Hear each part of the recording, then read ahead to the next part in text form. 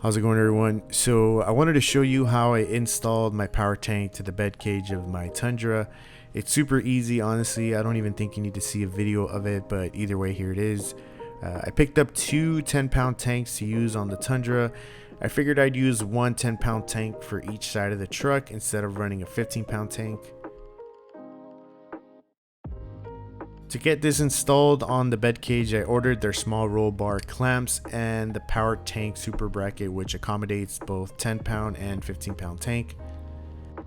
I also ordered the package B setup and upgraded to the XP 400 PSI regulator and the digital 0 to 60 PSI inflator. So first thing you're going to do is throw the two bolts through the bracket, positioning your mount to where you want it to be.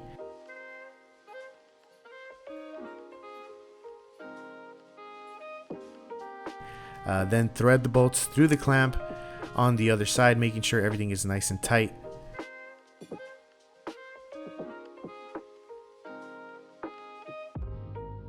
Super easy and quick. I didn't use Loctite, although I feel like I should go back and throw some on to prevent the bolts from coming loose later down the road, but so far they've been holding up just fine. The mount has a spot to throw a lock on, but honestly I don't leave these in the truck at all, so I'm not too worried about that.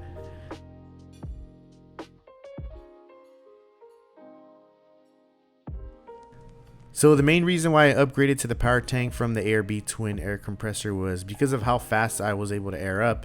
I ran the ARB twin on my 5th gen 4Runner and it took about 2.5 minutes per tire, where the power tank fills up all 4 tires in the same time, which is 2 minutes and 30 seconds. So I really like that about it.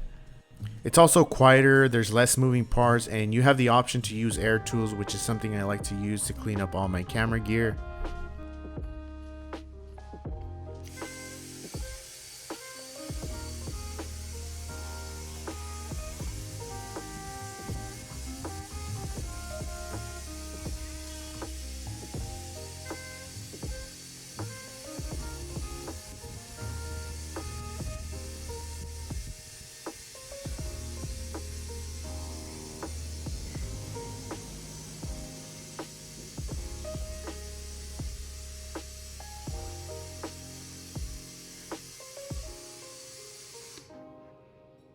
The only downside is that you have to refill the tank and you have to obviously pay for those refills, but after doing it once already, it isn't that bad. I paid 34 bucks to refill both of these 10-pound tanks and I've used them for about 6 trips, airing up from 18 psi to 37. Powertank has a nice cheat sheet that gives you an estimated amount of times you can refill your tires depending on your size and tank, which is something that helped me decide what tanks to pick up. In my opinion, I feel that CO2 is the way to go. Yes, it can be more expensive than an air compressor, but honestly, it would take about 50 trips before it would really make a difference. And I would rather have 50 trips with a system that was easier to use, faster, and more convenient than one that made airing up another camp chore I didn't look forward on doing. So I'll leave that up to you, whether you decide to go with onboard air, portable air compressor, or CO2.